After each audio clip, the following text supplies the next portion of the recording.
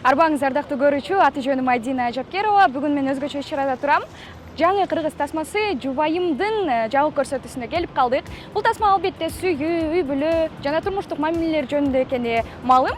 Ал эми тасма жаратуучулары, актерлор жана бүгүнкү чакырылган коноктор менен баарлашып, алардын ойлорун угуп көрөлү.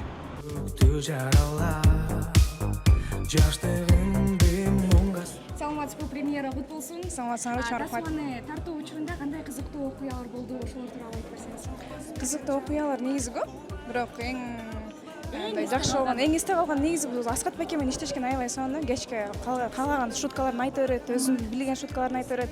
Анан да серьезный сценага келгенде биз каткырып күлүп эле өзүбүздү жакшы эме ала албай элечи, мындай өзүбүзгө келе албай эле аз кое тургулачы, подождите деп атып. Ошол моменттер көбүнчө тамашалуу. Команда менен иштешкен кандай болду? Жакшы, налегке. Аябай жеңил болду. Сразу мондай эле кетип, түп-түз эле мондай эле. Өзүңүз тасманы көрдүңүзбү? Көргөн жокмун. Кандай болот деп ойлойсуз? Мощно. Эмнеге болбош керек? Болот. Сиз ошондо башкы карманда ойнодуңуз, э? Ооба. Пландап жатабыз.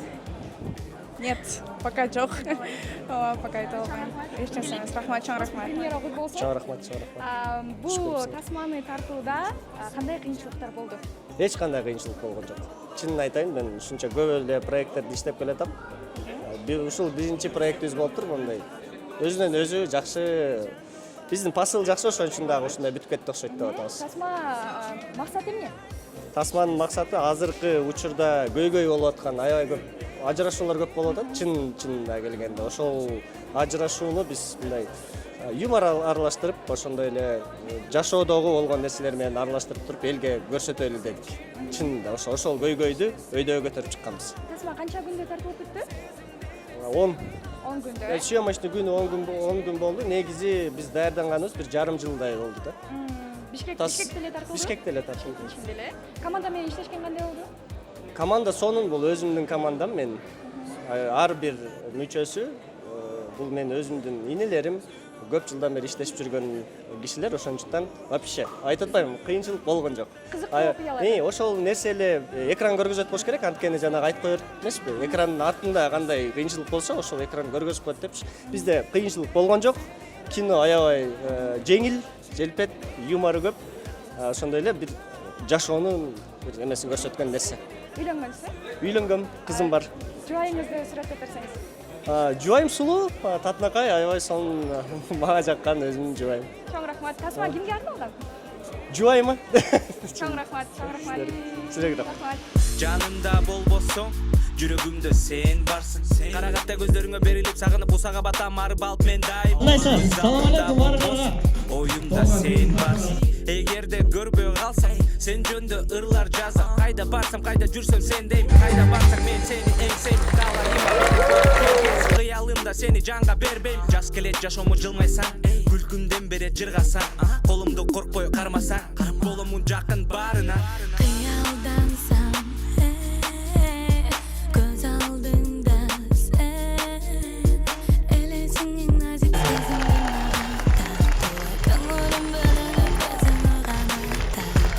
Чындыгында абдан мыкты тасма болуптур, өзгөчө жаңы үйлөнгөндөн баштап канча жыл жашаган бул эч кандай маани бербейт. Эң негизгиси жубайдын ортосундагы ишеним болуш керек деген нерсени көрдүм да.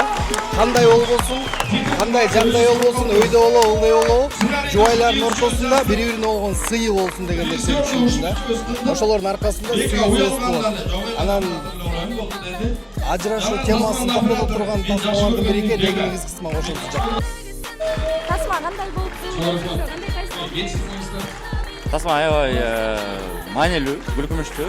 Ошо менен биргеликте эл кыйкырып аткандан кийин эле популярный болду дейм. Себеп дегенде үй бүлөлүк тасма тартыш чындыгында өтө оор.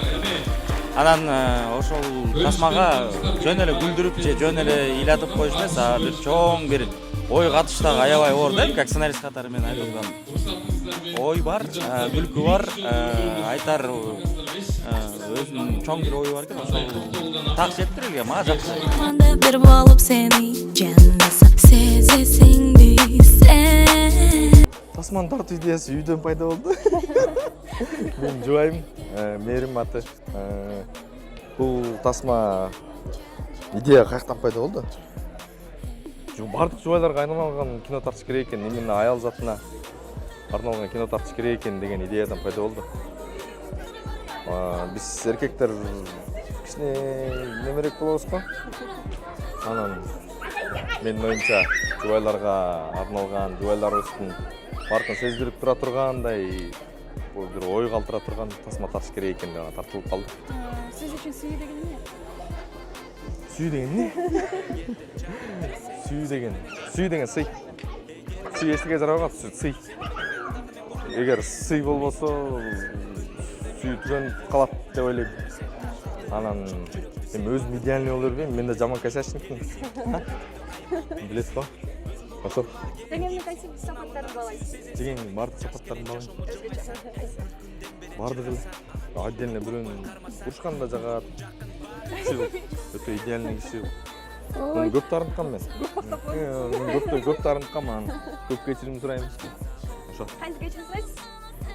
Көгөрүп деди го. Ошо. Жок, негизи эле эркектер мен мисалы кино тартып жүрүп, почти 2 айдан бери вообще үйгө барып электим. Эртең мен кетип калам, же болбосо түндө келем, кайра эртең мен кетип калам. Ошол учурда бүт бардык, балдардын түйшүгү дагы, үйдүн түйшүгү дагы бүт баары жубайым да. Жана мага ашыкча телефонуна звонок келбейт. Ушундай жакшы кино тарттым окшойт деп бир ойлоп кеттим. Ушунун бардыгына мен жубайымдын салымы зор деп эсептейм.